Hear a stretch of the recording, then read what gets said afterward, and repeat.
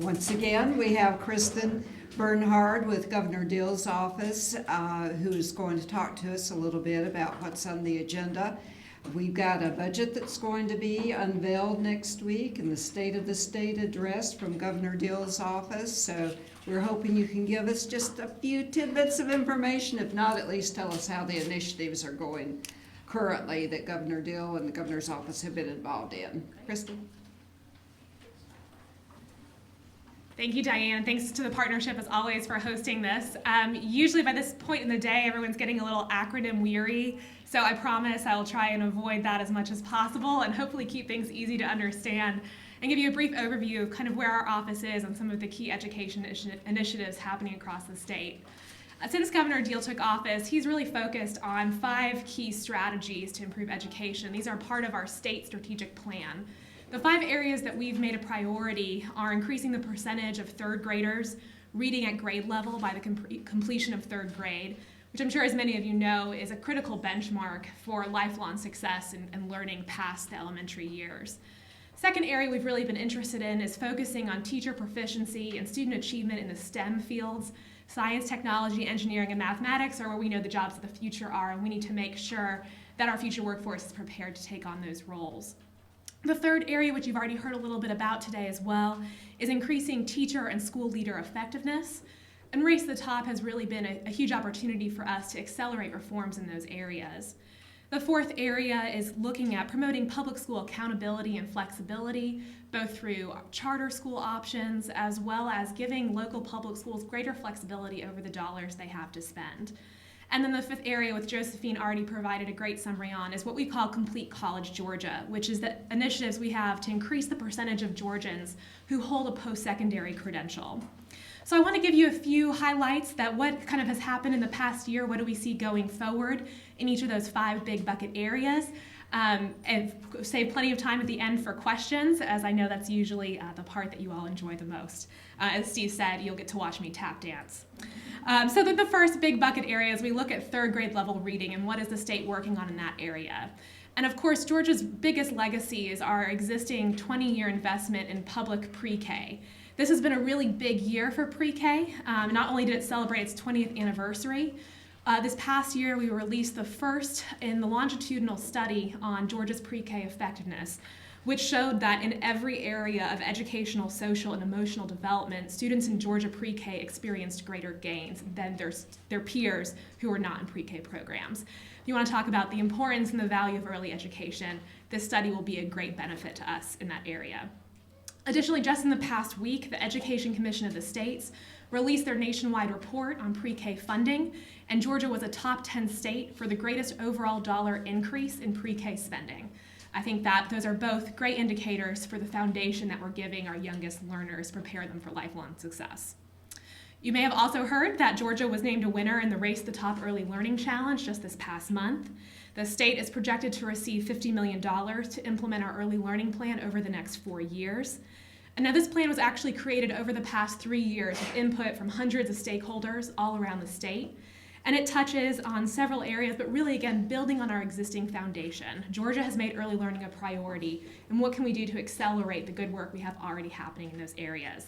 And if you're staying for the afternoon, Commissioner Bobby Cagle at DeKalb, I'm sure, will go into much more detail about what that plan entails and what is on tap for Georgia's early education and care providers in the next 4 years. Another initiative I want to mention is our Reading Instruction Mentor Program. This was Governor Deal's key early literacy initiative that he announced in his first State of the State, which provide 15 reading instruction mentors to work across 45 schools in 22 school districts in 1 state charter all around our state. They were working with the school systems that showed the lowest level of proficiency on 3rd grade level reading and providing really targeted professional development to the teachers in those areas to help them help students learn to read better. That's working with pre-K through 3rd grade teachers. So some of those districts are right here in the Metro Atlanta area: Clayton County, DeKalb County. If you look at Richmond and Jefferson, out towards the central area of the state, and all the way down to Thomasville, Vidalia, Clay, and Calhoun counties. So this initiative really has statewide penetration, and to this date has worked with over 650 teachers to provide targeted instructional development in reading. I also want to mention the strategic partnerships our state has with other nonprofits and foundations that are helping us achieve this goal of every student reading on grade level by the end of third grade. Our strategic partnership with the Annie E. Casey Foundation and their campaign for grade level reading is certainly worth noting. They've been a nationwide advocate for this issue and have a dedicated person here in Georgia who we work closely with. Additionally, Harvard University's Center on the Developing Child has been a key partner with us as we look at new, innovative, and research-based approaches to better do what we already do as a state to ensure that we're reaching every child. The next big bucket is our focus on teacher proficiency in STEM education. And I'd like to specifically draw out for this one the recent recommendations released by the Digital Learning Task Force. We had a question about this topic earlier, and I want to make sure that everyone is aware this report came out this past month. In April of 2012, Governor Deal appointed a task force to study where is Georgia in digital education. This has been a hot issue among education policymakers, among legislators, and we felt there was really the need to take a stock take of where is Georgia on this issue? Where do we stand both at a state level and a local school implementation level? So Governor Deal appointed a task force that included legislators, superintendents, business people, teachers, a variety of stakeholders to really study this issue and to lay out a blueprint of where should the state go if we really want to make advancements in digital learning. We really believe that that has the opportunity to ensure that every child across the state receives an excellent education, but what do we actually need to do to get us there? So this report was released last month, and it details that blueprint for the state and the recommendations to the governor for where we should go from here moving forward on digital learning.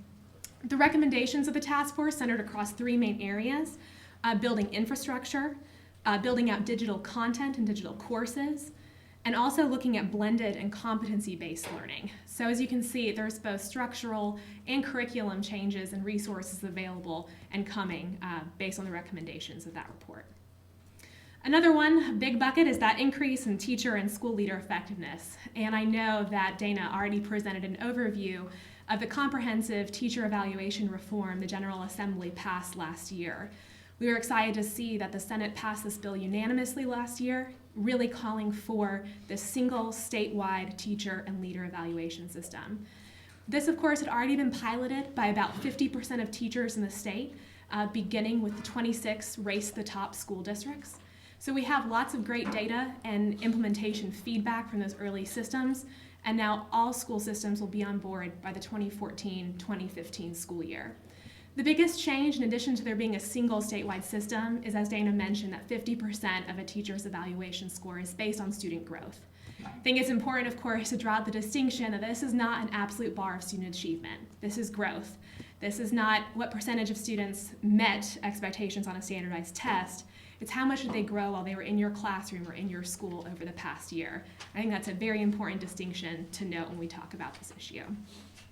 The really key part of that legislation, though, was that it created that single statewide evaluation system, which then provides the foundation of accountability for several other measures that are going to be coming from the state in the next couple of years, and also resources that are going to be available to teachers and school leaders to help them improve their practice and improve student achievement. So one is teacher and leader preparation program effectiveness measures. If you were following the Board of Regents meeting this past week, Kelly Henson with the Professional Standards Commission did a comprehensive presentation about how the Professional Standards Commission will be giving universities and institutions feedback on how their graduates are doing once they leave a college of education and are actually out in the classroom. This kind of feedback is going to be so important as we talk about what skills do teachers actually need to be successful in today's classrooms. And we'll be able to give that feedback, the feedback on how those teachers helped improve student growth, back to the programs that prepared them. So one thing to note, though, too, about these preparation program effectiveness measures, which are based on the teacher evaluation work, is that they're not just limited to colleges and universities. So we'll also be able to give feedback to non-traditional preparation programs, like Georgia TAP or Teach for America, about how are their graduates faring once they're out in the classrooms and impacting student achievement. Additionally, Georgia is working on a tiered certification system based on the new evaluation work. This will give highly effective teachers the opportunity to move beyond just a clear, renewable teaching certificate, to take on additional roles of responsibility while still remaining in the classroom. This is something that teachers have asked for years, and we're finally very close to be able to deliver on that, which is something we're really excited about. Additionally, a statewide evaluation system will allow us to better inform professional learning for teachers. Instead of having a one-size-fits-all approach to the professional development we give, we'll be able to tailor it to a teacher's unique needs. How is their evaluation and their effectiveness measure showing, and what can we provide to help them do even better? And finally, another initiative that I'd like to mention that we're working on to help improve teacher effectiveness is the Innovation in Teaching competition. This is something that Governor Deal referred to as the eminent scholars of the teaching profession. He had a vision that he wanted to take our most effective, most innovative, most creative teachers, film them with a partnership with Georgia Public Broadcasting, and make those filmed lesson plans available to teachers all around the state, along with their lesson plans and materials. So we had some money from Race to the Top to allow this to be possible. So the Innovation in Teaching competition just closed our third round of nominations for teachers in this area. But we've already filmed a few, and those resources are going to be going in to be made available digitally and electronically to teachers across the state. We've always heard is teachers want to see other real Georgia teachers teaching in real Georgia classrooms, and we'll finally be able to deliver that with some of our best and brightest teachers. Now, these teachers that are selected, if you decide you'd like to nominate one in round 4, receive a $2,000 stipend for themselves and a $5,000 grant to their school to help implement Georgia instructional standards. So it's a great opportunity for us to take our best and brightest teachers, scale their practices statewide, and provide some great recognition and rewards for those teachers in the process. On promoting public school accountability and flexibility, Governor Deal has already mentioned his interest in revisiting the school funding formula, perhaps in 2015. And that's really the initiative that he has talked about in the media already. Finally, the last one that you've already heard a lot about from Josephine was on increasing the percentage of Georgians who hold a post-secondary credential. And for us, this really came from the governor's competitiveness initiative, where he worked with business leaders across the state and heard overwhelmingly that the #1 issue that they were concerned about in every region was on workforce development. Combining that with the fact that we know that 60% of jobs in the state will require some form of post-secondary credential, we were left with that 250,000 degree gap between where we currently stand and where we know the job market tells us we need to be in the next 10 to 15 years. So I think, as Josephine mentioned as well, we're not just interested in those 4-year bachelor's degrees. That's a significant portion of Complete College Georgia, but we're interested in any post-secondary credential of meaning. So that's a diploma, a certificate, an associate's degree, a 4-year degree, and beyond. All of those fit into that post-secondary completion bucket.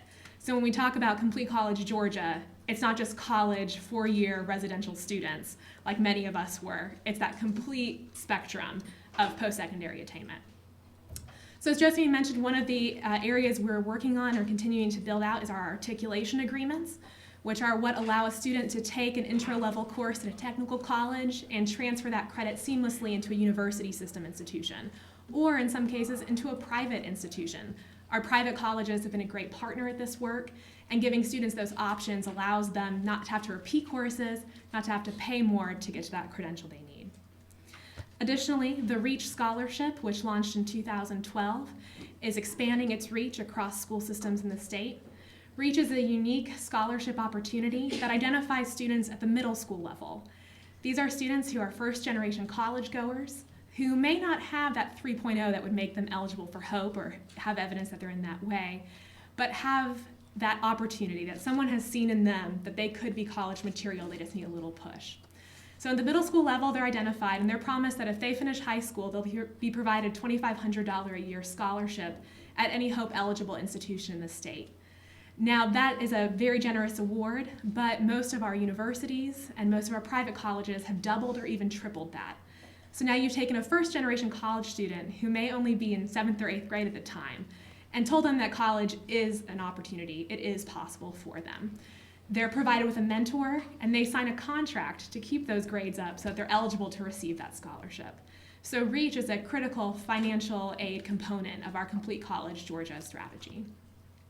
Additionally, we have completion plans. We are the first state in the nation to have a completion plan in place for every single public institution in the state.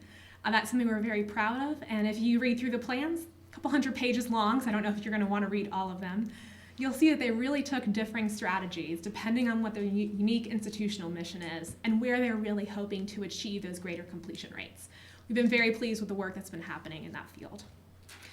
Additionally, we continue to be interested in outcomes-based funding. We had a task force report that recommended a plan for the state to transition to outcomes-based funding. We are slowly looking at how the budget impact would be as we move towards that, and that is another part of our Complete College Georgia strategy. Additionally, our technical college programs in particular are worth mentioning again, especially with the news that Governor Deal released this week regarding the new Zell Miller grant for technical college students. This would be a new initiative that would cover full tuition for students who achieve and maintain a 3.5 GPA. And based on the current enrollment numbers in the technical college system, this would cover about 16,000 technical college system students, or about 20% of HOPE grant recipients in fiscal year 2015. So this mirrors the Zell Miller Scholarship that exists for public university students already. The projected additional need for the Zell Miller grant will be about a $7.2 million impact. Additionally, we continue to offer more opportunities for low-interest loans to technical college students. Governor Deal announced that he's going to put forward $10 million in state funds for a low-interest loan program for TCSG students. This would be for students who have already exhausted all opportunities for financial aid and are still left with a gap between the cost of attendance and what financial aid is coming in at.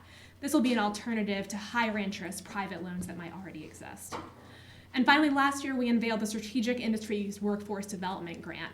I think the question was sort of hinted at earlier, what are we doing to ensure that the students who are graduating are in industries where they can have a high-paying job available, or have a job available, or where we have a high state workforce need.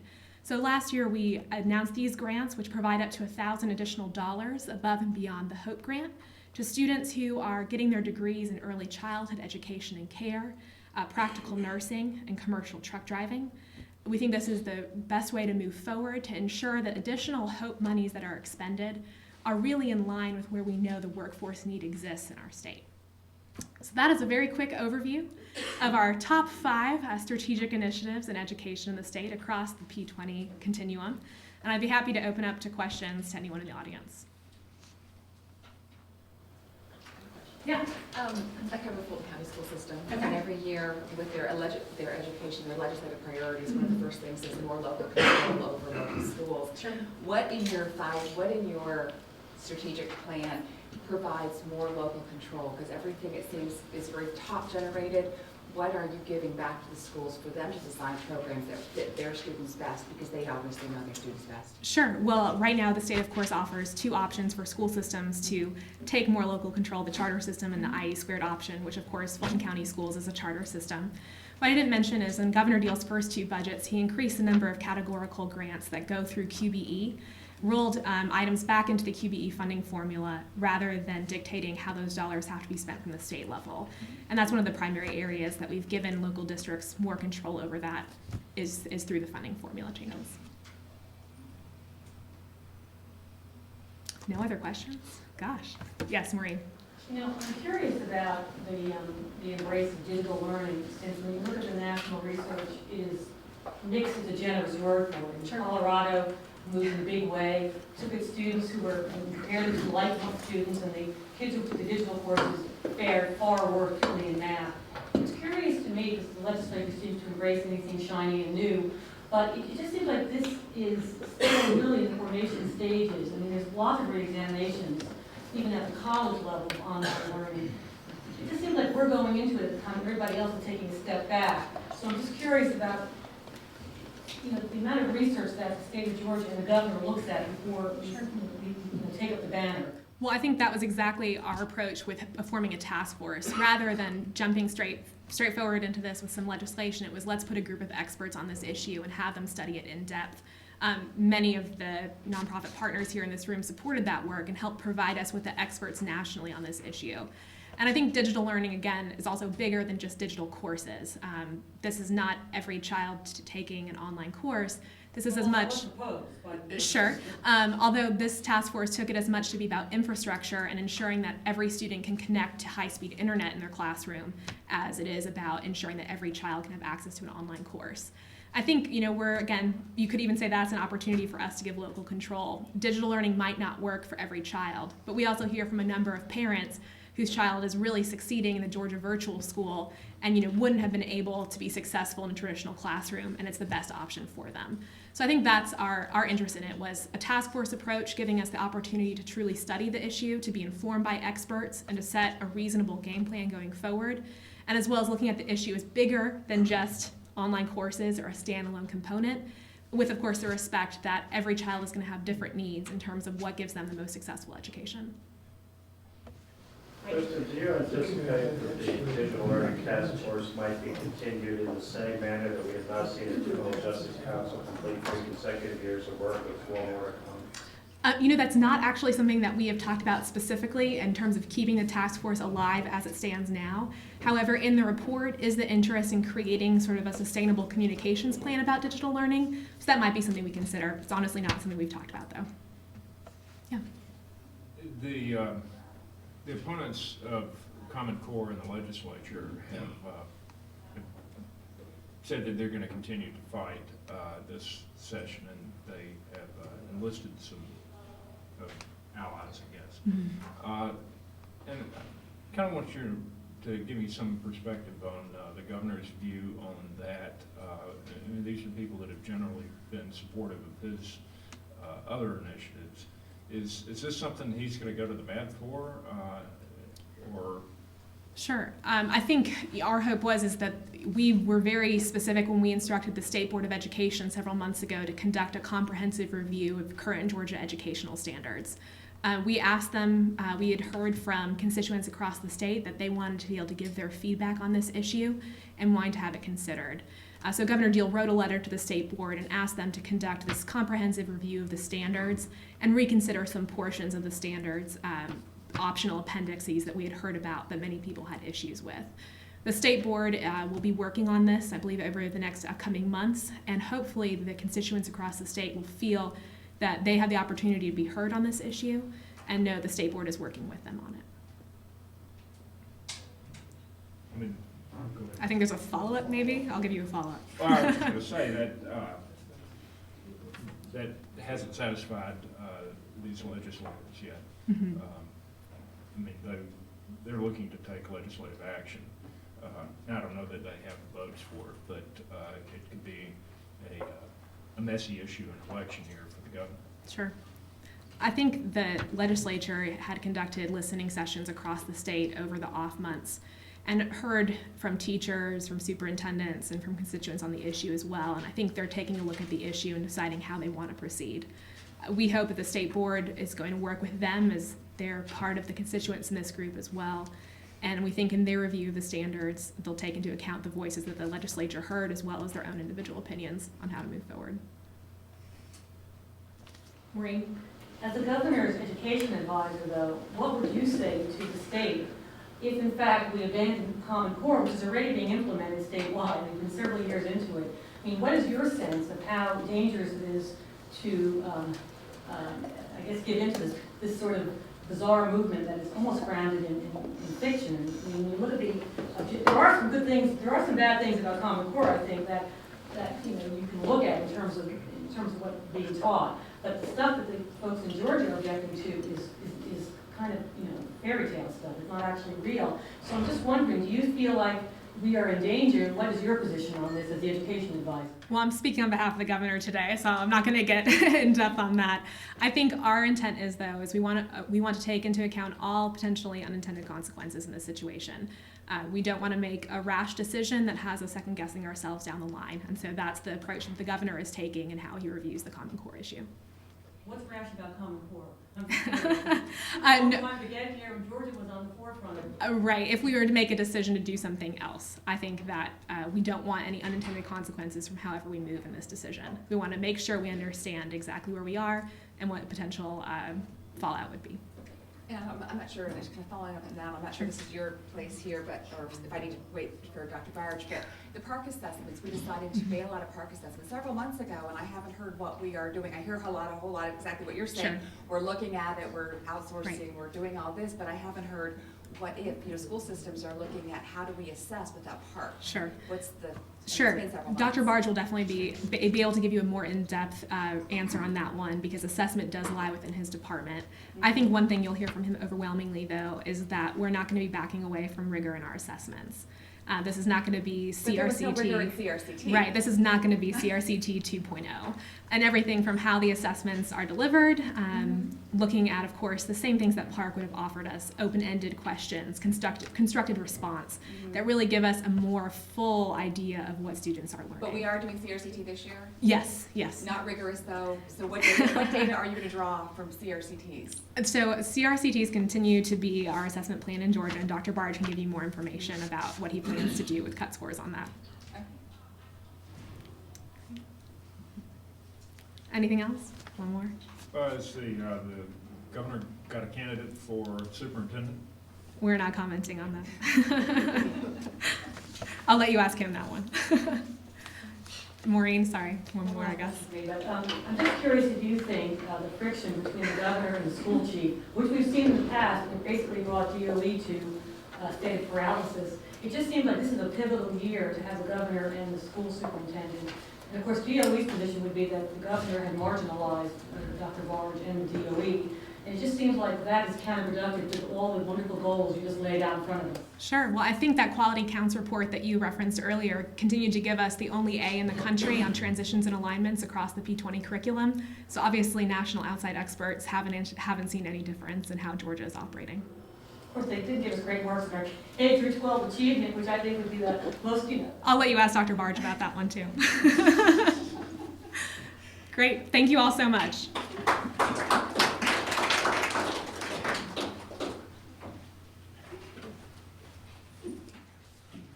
Kristen is always such a trooper to come be on the hot seat for our session.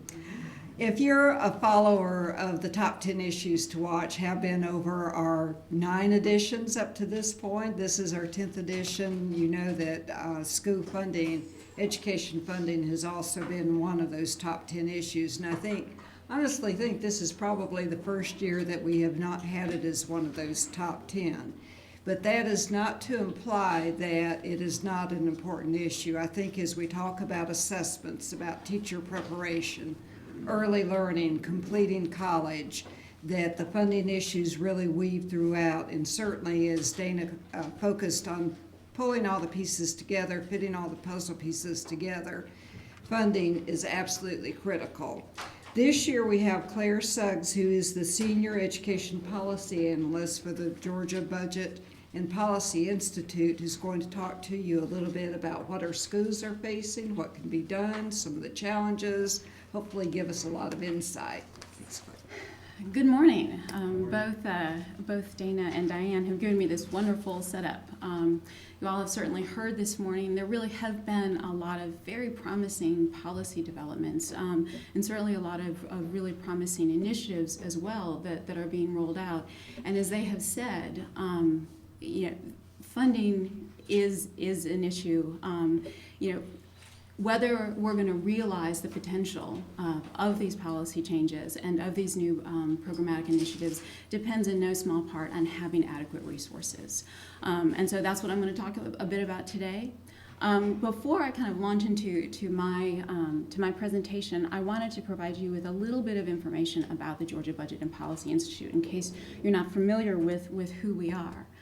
We are a state policy think tank. So our focus is state policy. We're a nonpartisan and nonprofit, and this year we are 10 years old. We focus obviously on education, but on a number of other areas as well: economic security, economic development, taxes, healthcare, and of course, budget is in our title, so we focus a lot on the state budget. And in our work, of course, we spend a lot of time following the numbers. And the whole point of this is to really understand what the numbers mean for Georgians, and specifically in the case of education, what do the numbers mean? What are their implications for students and for teachers?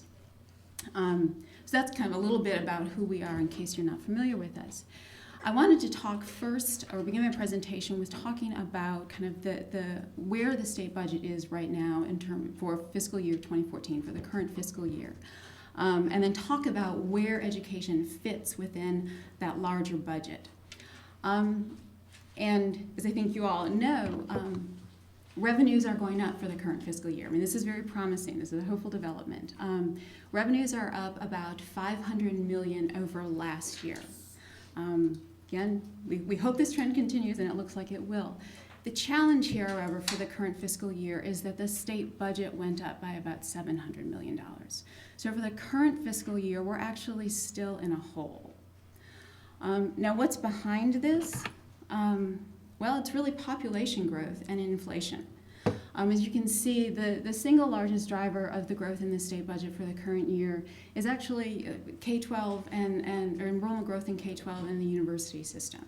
We see, an increased growth in the Medicaid and Peach Care programs, the state employees and teacher retirement program. So these are really kind of formulaic pieces of our budget. They're structural pieces. So it's not as if suddenly the state has decided that we're going to spend a whole lot of money on new programs. I mean, this is, as I said, this is formula growth in the state's budget. So that's where the revenues have gone. Now, where does education fit within our budget? Well, education is a little over half of the budget. And now this is K-12, the university system, and the technical college system. So it's those three systems. It's about 51.5%. K-12 makes up about 39% of the state's budget. The next biggest piece is healthcare. About 21% of our budget is spent on healthcare. The final piece of the pie, which is a little less than 28%, is everything else that the state does. So this would be transportation, corrections, human services. I mean, everything else that the state does falls into that one piece of the pie. So looking at this, it certainly seems, that we are spending a lot on education, that we're investing a significant portion of the state's budget, technically the majority of the state's budget in education. And so it would seem that Georgia must be a high-spending state. In fact, Georgia is not a high-spending state when it comes to education. According to the most recent data that the U.S. Department of Education released, Georgia ranks 36th in the nation in terms of per-student spending. And again, we had several references to Quality Counts Education Week's, big annual overview of the state of education, and they took those federal numbers and they adjusted them for regional cost differences, and they ranked Georgia 40th in the nation in terms of per student spending. So yes, as a proportion of our budget, we're spending a lot, but just in actual dollars, we are in the lower tier of states in terms of spending. So that's kind of the overview of the budget and where education fits in that. Now, what we wanted to do at the Georgia Budget and Policy Institute last fall, we released these two reports.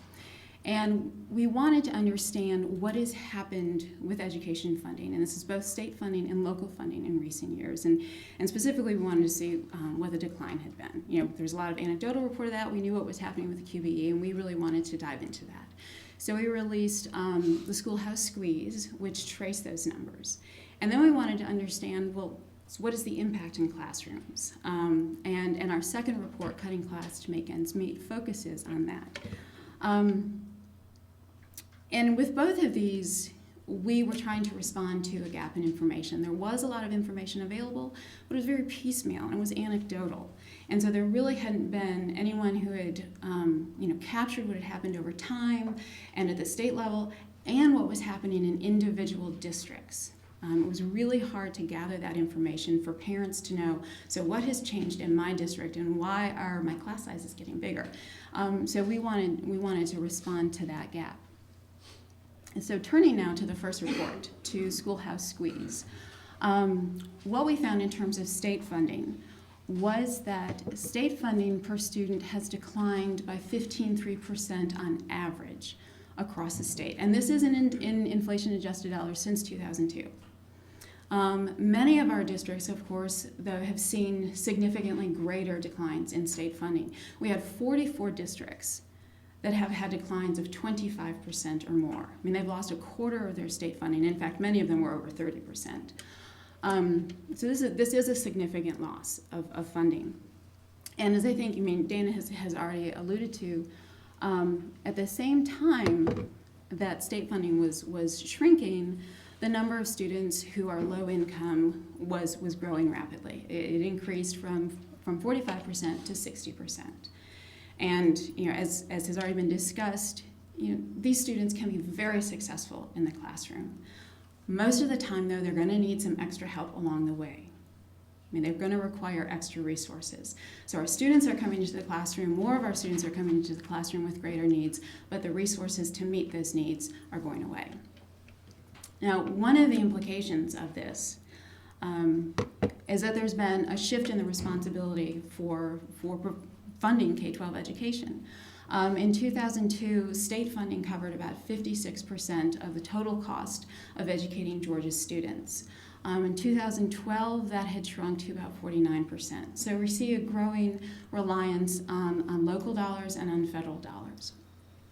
Now, what's behind this?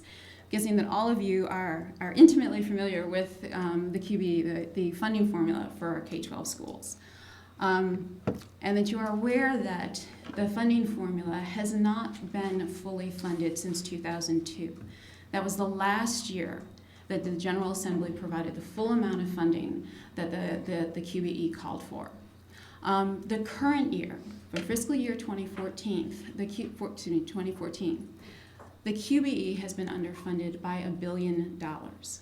This is the 5th year in a row that the QBE has been underfunded by $1 billion.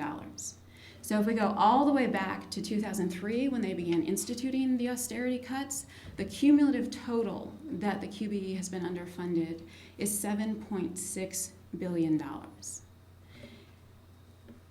That's a big number. $1 billion is a big number. Georgia's a big state. We've got a lot of kids. What does that really mean in the classroom? It really means a lot. If the QBE had been fully funded this year, districts would have received on average $633 per student. Was the average amount they would have received. And when you start thinking about this, what does this mean in a classroom of 25 kids? I mean, that was over $15,000. And when you start looking at it at the school level, I mean, it really matters. I was at Walton High in Cobb County in December and talking to a group of parents there. And if the QBE had been fully funded this year, Walton High would have received over $1 million more this year. That's a lot of money in one school. And you can talk to the principals and the teachers there, and they'll tell you what the impact of not having those funds have been. So that's kind of where we are with state funding. We also looked at local funding. And as the PowerPoint reveals, local funding has fallen. Between 2008 and 2012, 132 of our districts saw a decline in their property values. And the decline was on average 17.3%. So this is a pretty significant loss. The decline in the revenue that they were collect was smaller than that. It averaged 5.8%. The reason it wasn't larger was because most of them raised their millage rates. They increased taxes. And in the midst of all this turmoil around funding and of the decline in funding and the decline in state funding, school boards were taking the difficult step of raising taxes and at least trying to maintain some funding stream on the local side. So that's kind of where things are on the local side. And this is, if you talk to superintendents, talk to parents and teachers, and you'll hear this is really kind of the perfect storm. I mean, their funding is shrinking on both sides, and of course, there are these very promising policy developments, but it's a lot to roll out when your dollars are disappearing. So these are challenging days in school districts. We wanted to understand in greater detail what these numbers mean for the classroom. And so we surveyed this summer all 180 school districts. 140 of them completed the survey. These 140 districts enroll 93% of the students in this state. So our results really do speak to what the vast majority of students are experiencing in their classrooms. We asked a lot of questions, almost 24, which was difficult to get answered, but these school districts did. And the last question we asked them was just an open-ended question. What is the most significant impact of the budget cuts in your classrooms and in your schools? And their responses were, frankly, really powerful. We heard, in their writings, we heard a lot of frustration, a lot of anger, a lot of urgency, and certainly a lot of deep concern for what was happening to their students. And I just have here an example, and this is from Jackson County. And again, these seem to be kind of spontaneous comments, but as I said, revealing.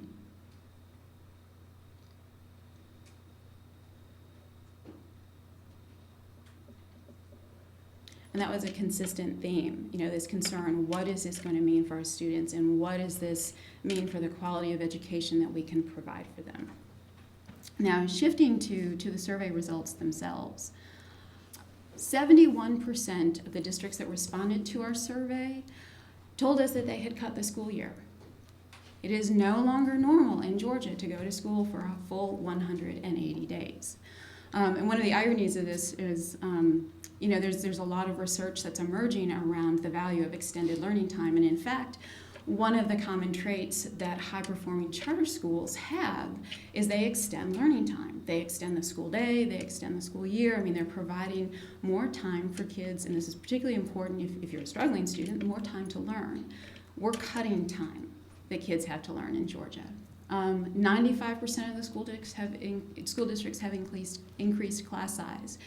And here, we have strong evidence that certainly in the early grades, small class size really matters, that all kids, regardless of their socioeconomic background, benefit from small class sizes in early years. But 70% have eliminated instructional support positions, and these are positions like instructional leaders, like social workers, school counselors, media specialists, people who work closely with teachers and with students. Kind of provide some of the wraparound support, and then provide support also, again, for rolling out things like the Common Core Performance Standards. Nearly 80% of the districts have cut central office staff. And if you haven't spoken with anyone in South Georgia, I would suggest that you do. They are as lean can be. Some of our superintendents said, we don't have the staff to answer your survey. I can't afford anyone taking 3 hours away because we just can't do this. So this notion that they're all bloated, I don't know that that's really true anymore. 82% of the districts that responded to our survey are relying on reserve funds to balance their budget this year. And this was something that a lot of superintendents brought up as a real concern for them.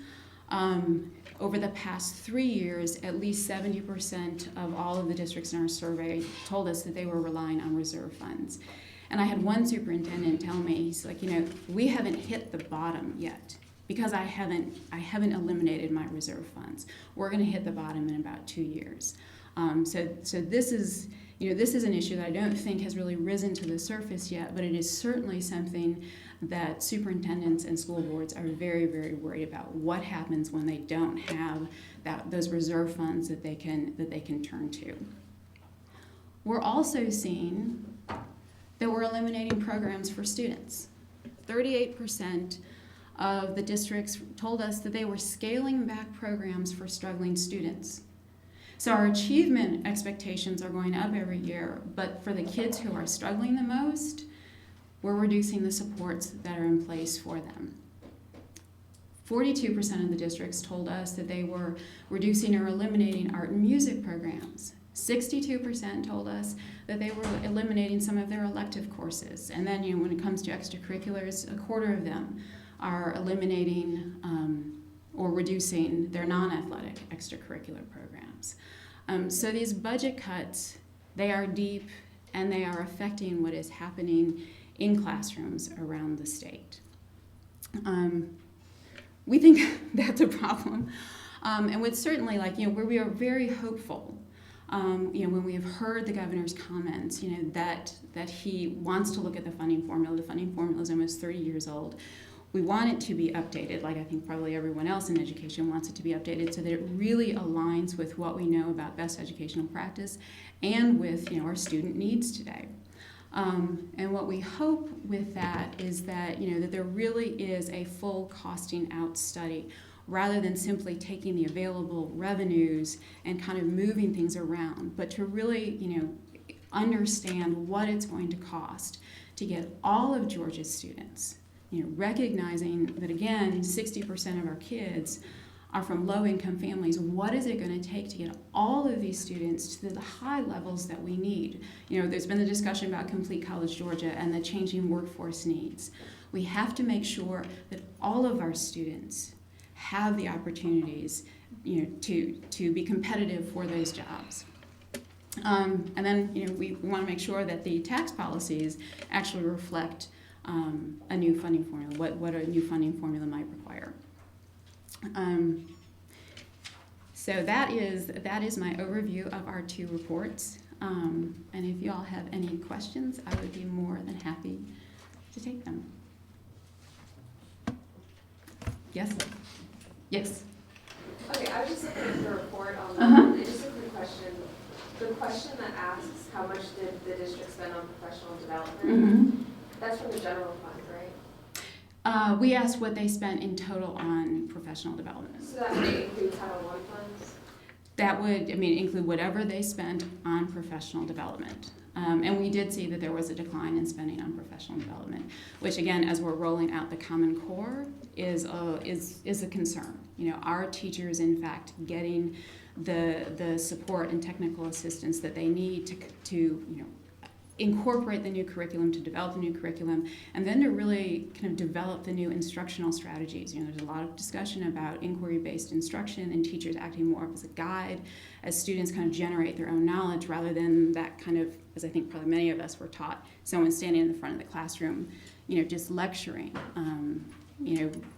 Are the supports in place to really help teachers make that transition? Yes? With the state budget being balanced, there's only so much money to go around in all the different departments. And even if they restructure QBE, it's still maybe the same amount of money, unless it's taken from another program. Have you guys made any recommendations or anything as far as a SPLOS for education or anything like that? Or get into new SPLOS funds for education? No, we have not. The SPLOST doesn't, and this is... general, but not for capital expenditure. Yeah, and the challenge there is, and maybe, I know there's a lot of interest. Certainly that has surfaced in Cobb County, and I know there's a lot of parent interest, and there's some interest among board members there. I think our concern, and we haven't looked at it closely. We have not done an analysis. That's a huge caveat. So we don't know what the numbers would be, and we would need to really follow those numbers to better understand. But our concern with that would be that some districts are going to be better able. Cobb, for example, it's got a large kind of commercial base. It's going to be likely easier for Cobb to generate a significant amount of SPLOST income than for a district in South Georgia that is heavily reliant on state funding. So, our concern there is, it may meet some individual districts' needs, but it may also leave some in the same kind of bleak situation that they're in now. At least... I've never done kind of a press conference. This is kind of fun and exciting. I think one of the jobs that I do as a reporter is to go behind the numbers. And a lot of these things that you say, like they eliminated support positions and things like that, I know in Fulton County, what they did was when they were flush with money, they added a lot of positions. When they were less flush with money, they eliminated some of those extras. And so what I'm saying is, were all of these directly related to budget, or do you think it was more central office staff? Some of them were bloated, some of them did get rid of it. So I'm just wondering if behind the numbers there's stories as well. I'm sure, on central office we didn't ask proportional increases. On the support staff we were looking specifically at people who are providing instructional support. And it is true that districts very often do hire additional support staff or additional teachers. They may have wanted to bring class size down even lower than the state required. And then you flip back to that. And like with reserve funds, Fulton County, we had too much reserve funds. They got rid of some. And so that's not exactly related to... Fulton County laid off, I think, about 1,300 teachers. And it was, as someone in their administration referred to several years ago, as a bloodbath. So So I'm just questioning, are all of these directly related to they were lost in funding and these were the direct results of it as well? We didn't ask, that was not the specific language of the question. We asked simply, how many support staff did you have? We identify the support staff. Did you have in 2009? How many do you have in 2013? Okay. So All right. our assumption is yes. Most of that has been. When you talk about wanting to review or revise the funding formula, does that mean the formula at the current funding level, or is that just another way of saying we want more money into the system? Well, I think it's both. I mean, I think, you know, if we were to do a real costing out study, you know, I think, you know, it's kind of starting from ground zero, is to really look at what is it going to take to educate all of Georgia's students to the high level that we're expecting them to reach. I don't know what that number would be. It may be to fully fund the QB. It may be a level comparable to that. It may be less than that. But I think instead of starting with this is where we are today, so let's just rearrange those dollars so that maybe we can fund more technology, or like in Georgia, Georgia's one of the very few states that doesn't actually provide additional funding for low-income students. Most states recognize these kids have additional needs, so we're going to provide a little additional funding. So, you know, maybe Georgia decides to kind of just rearrange existing dollars. We would say don't start with that, but start with the costing out and do a rigorous assessment of what is really needed, and then from that, have the experts, you know, tell us from that what's needed, and what, you know, what do we need to do to make sure, you know, the professional development is in place, and, you know, these other things. But if there were no new dollars, would you still, if you knew there was never going to be any new dollars, given the political climate, the economy, would you still make that a priority for revising the funding formula? Make revising the funding formula a priority if there were no new dollars available. I think it needs to be looked at, you know, to make sure that we are using it as effectively as possible. And I haven't done that assessment to know whether or not we in fact are. But there was a legislative commission that spent 2 years Mm-hmm. doing that. And they call for more funding. But that wasn't effective. I mean, that you don't think they completed the job? Yeah, I haven't done an assessment. I looked at their recommendations, and I thought their recommendations were solid recommendations. I mean, they were looking at things like professional development and looking at transportation. They wanted to increase funding for technology, and some of those things were put in place. You know, they seem to be kind of looking around the margins as opposed to kind of a full evaluation of the funding formula. I'm not sure. Related to that, perhaps, can you talk a little bit about why there was such a disparity in the amounts of state money districts lost across the state? I mean, it seemed to have varied a lot. And what are the implications of that?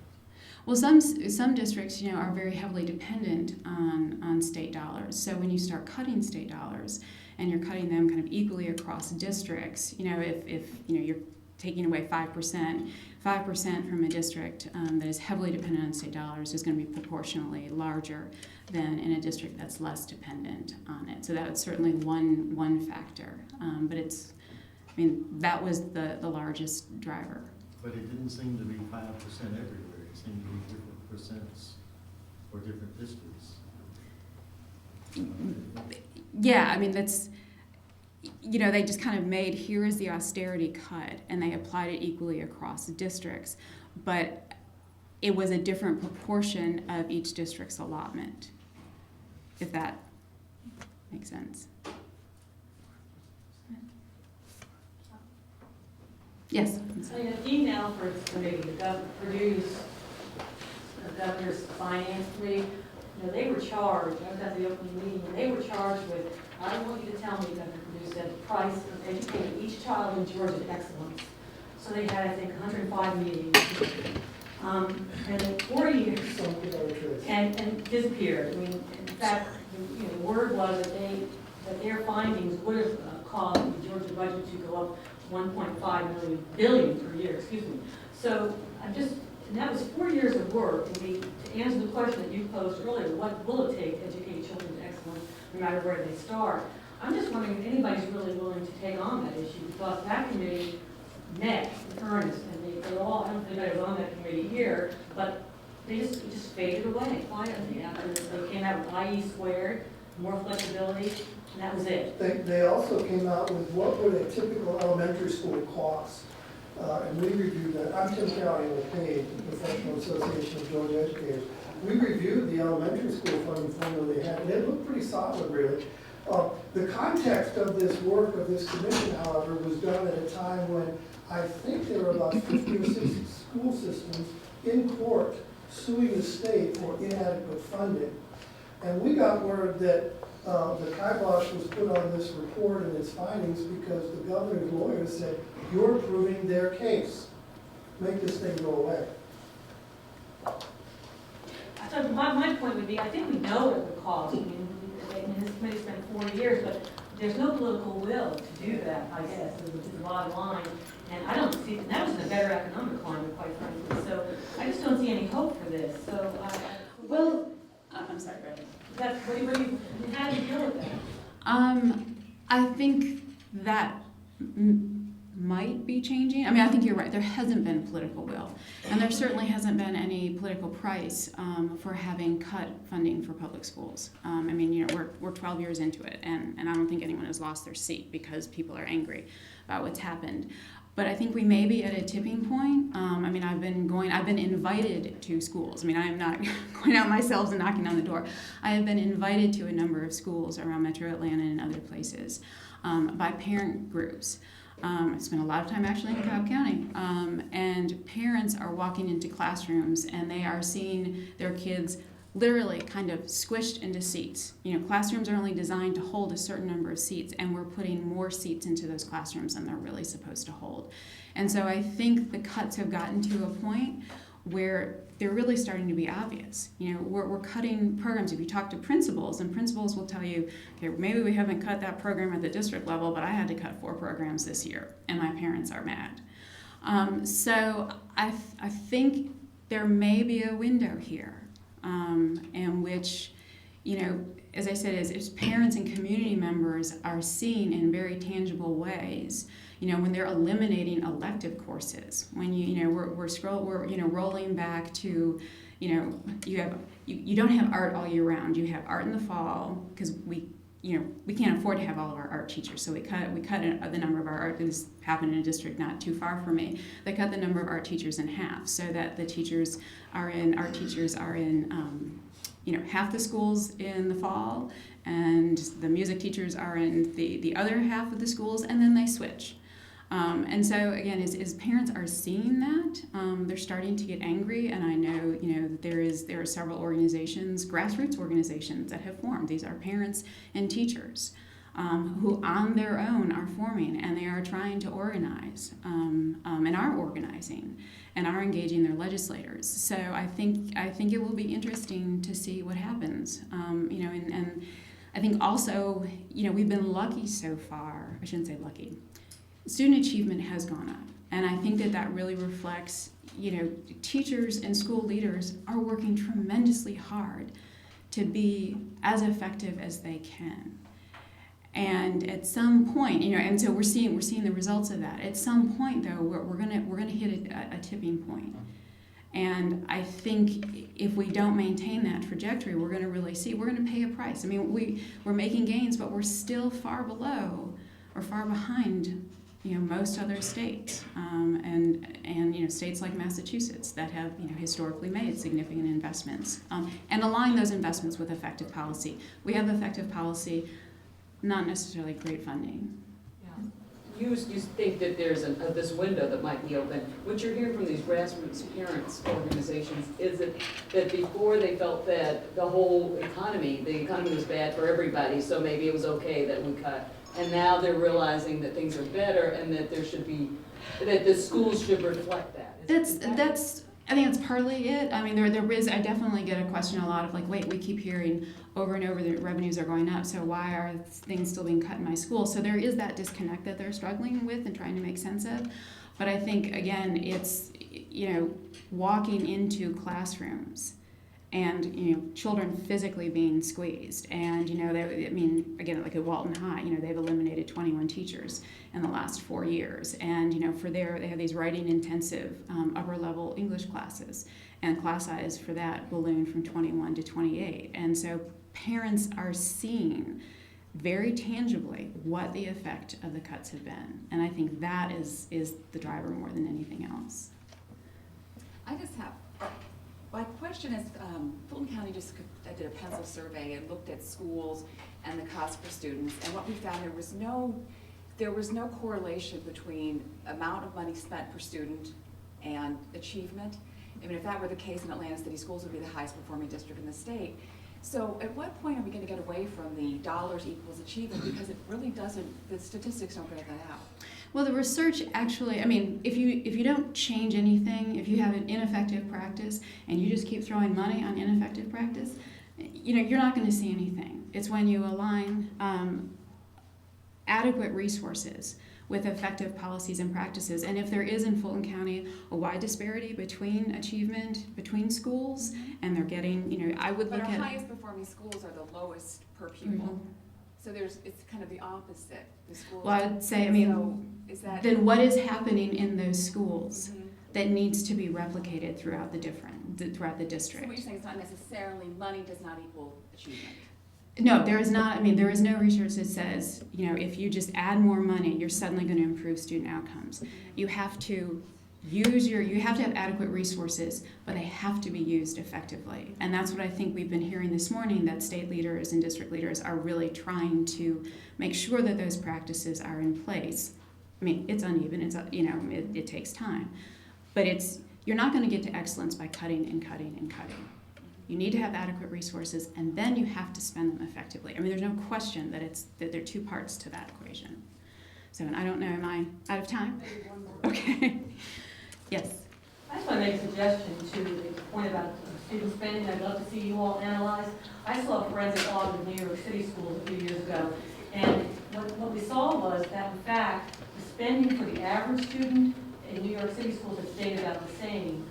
But different group of students in their school had gone up. And I actually sat down with APS when I got back, and I was really surprised to see the same thing. Their average student who gets no special services, gifted, special ed, any kind, was getting about $6,000, $6,500 per student. However, their special needs students were getting $25,000 because of the kinds of programs they were bringing to them. So I think to understand school spending is really, it's so nuanced. And when people say well, the schools spend less, it really is important to look at who's in that school. Who they're spending on. And I would love for someone to analyze the state of Georgia to see these $13,000 per student figures are meaningless if you don't know, who's in that. But that's an average, in other words. Yeah. And so what I've seen, at least what I've looked at, is the average student spending in Georgia has not gone. The student gets nothing extra, hasn't gone anywhere. And I think it's important I would love to see that analyzed statewide, actually.